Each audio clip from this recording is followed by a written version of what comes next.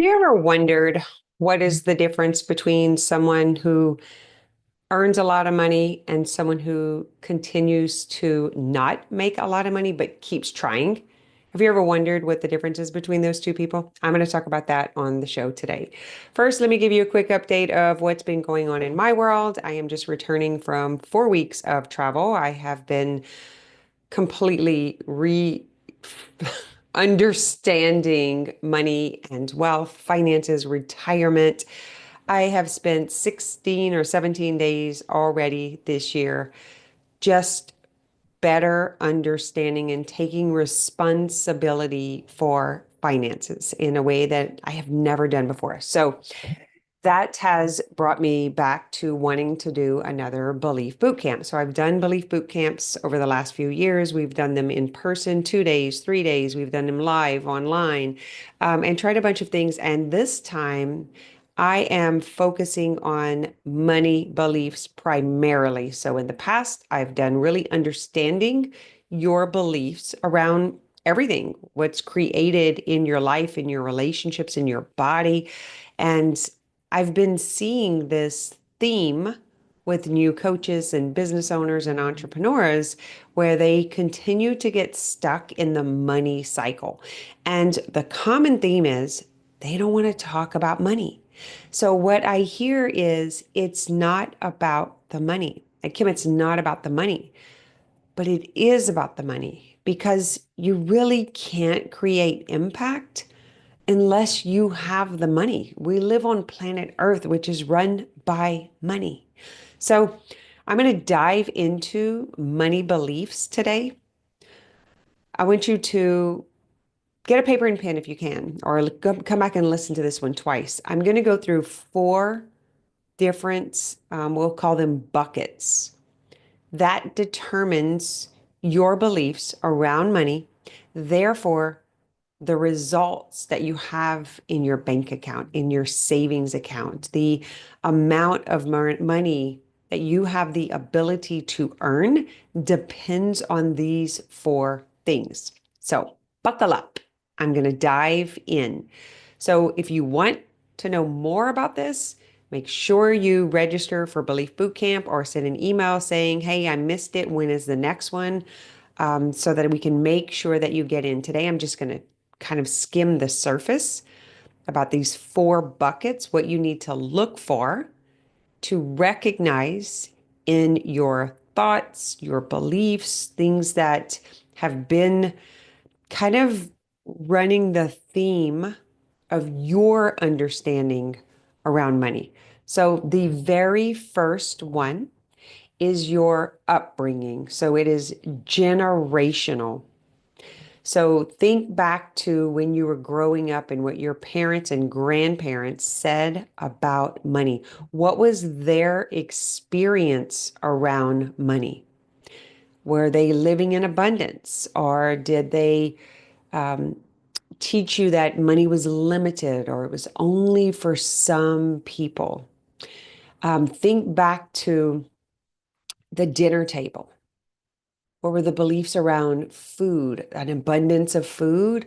Or did we not need to not waste? Did we need to be careful, thankful that you have more than someone else? Like, what were the beliefs around money that came from your family, from generations, from your upbringing, from your personal experience?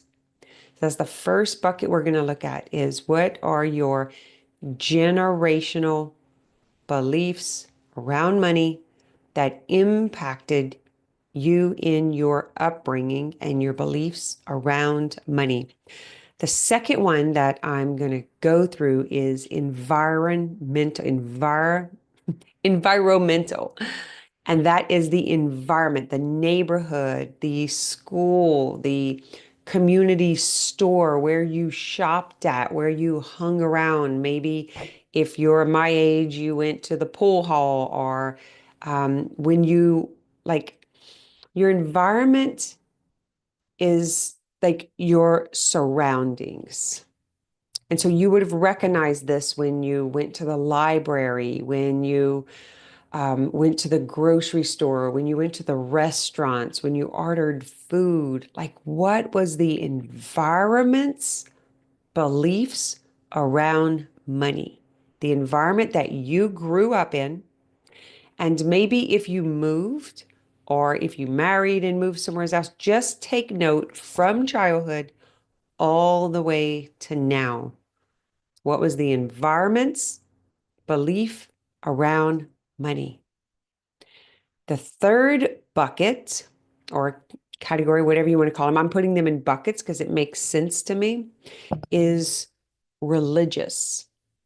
What did you hear about money when you were at church, when the family was talking about spirituality and religion? And what was the belief around money? Whatever your spiritual upbringing was, what was the message, whether it was Christian or not, what was the message around money? It could be around tithing and giving back. Maybe it's some beliefs around money. I've heard, people say it's like money is evil or the love of money is evil and things like that. Like, Jesus said things around about money or around money. So think back from when you were a child all the way up until now. What is your understanding, your perception? And careful not to try to undo it, like, and say, yeah, well, I know better now. That's not what I'm talking about. What are the beliefs and the perceptions around money when it comes to God or spirituality or religion or tithing? What have you been told? What did you see? What is your understanding around giving back? Around what are you supposed to do with money when it comes to spirituality, when it comes to your relationship with God, or this really, it doesn't matter what your religious upbringing is. It just matters what did you perceive around the teachings and the trainings around money. And the fourth one is social. So social would be like what you're seeing on social media, what you're seeing on the news, in magazines. Like when you look at an influential person or a magazine or their representation on TV or social media, what is the perception around money that you picked up from childhood all the way to now? What are the money beliefs about people of influence in the social world? Like, think about how they spend money, how they dress, what they drive. So these are the four buckets that I'm going to be talking about at Belief Bootcamp. We're going to break them down. We're going to dive in. We've got a workbook and some questionnaires, and I'm going to be taking questions from the audience. We're going to really dive into the beliefs. Listen, this is determining your relationship and your results of how much money you have, you can earn, and you can keep, and even multiply. This is so important to recognize and understand, and then decide, once you've determined what they are, decide if you want to keep those beliefs or not. Are they serving you? Are they helpful? Are they helping you get to the result that you want? So, my focus for the last couple of years is helping coaches, business owners, entrepreneurs create more impact through their work, their contribution, their service to the world. Like that's like purpose and passion and fulfillment and satisfaction. Giving back to society, to the world in a way that aligns with your purpose and your vision for what is possible. And it helps you meet your potential. And the number one thing I have seen that is preventing people from their potential, from creating the impact that they want to create, is around money. And this is determined by your beliefs around money. It is determined, listen very clearly. It is determined by your perception. It's the way that you see, the lens that you see money through. It is your understanding from the information and the data that you received, and most likely from very early on. So I have been working with clients around healing financial trauma. Now, listen, I'm not talking bankruptcy or someone stole your money or not even talking about big T. Trauma is the perception or the separation, the understanding of safety. So if you have a misunderstanding or incorrect data around money that has to do with your perception of being safe, of having enough, then you have trauma. We all do, even the wealthy, even the wealthy. So this episode is really about understanding that it's coming from four different buckets. And this stuff is not easy to break down on your own. So it's really beneficial. You know, for me personally, it's about coaching because when someone has the ability to hold the space in safety so that you can mentally unwind and unpack some of these misunderstandings, this information that has been dictating your results. It's so important to understand that this is just perception. And when you try to excuse it or explain it or justify, rationalize it, then you don't get the breakthrough. You don't get the change that you want. So I want to invite you to come to Belief Bootcamp. It is happening. I will do it again. I will be coming to maybe a city near you that's going to be in person. I've done this a couple of times in Austin and New Orleans last year. We're looking at Chicago and Colorado and Dallas this year. So if you're interested in coming to any of those in person, just send me an email. I'll let you know the dates that we're looking at. We're not publishing it yet, but here's what I want to tell you. Come to the virtual, and then you won't have to like wait on like a particular time or date or place. Just come to the virtual. And you could do the VIP, and that way you get the replay and you get the workbook, and you also get a month. You get 4 calls where we can start unpacking, unraveling this stuff so that you can create the impact that you want to create. But first, you have to understand what's holding you back from it. And that is what we're going to do by understanding our beliefs around money, around financial trauma, perception of money from generations, things that have been passed down through your family, through your environment, your workplace, your party place, where you hang out with other people, through social avenues, what you're seeing online with the influencers, what you're seeing in magazines and TV, as well as your religious. What is your religious upbringing around money? What is your understanding around money? So those are the four. If you want to write those down, your upbringing or generational, environmental or surroundings, religious, your interpretation of religious spirituality, what's that perception around money, and social influence. What is around you? What are you seeing on the media channels?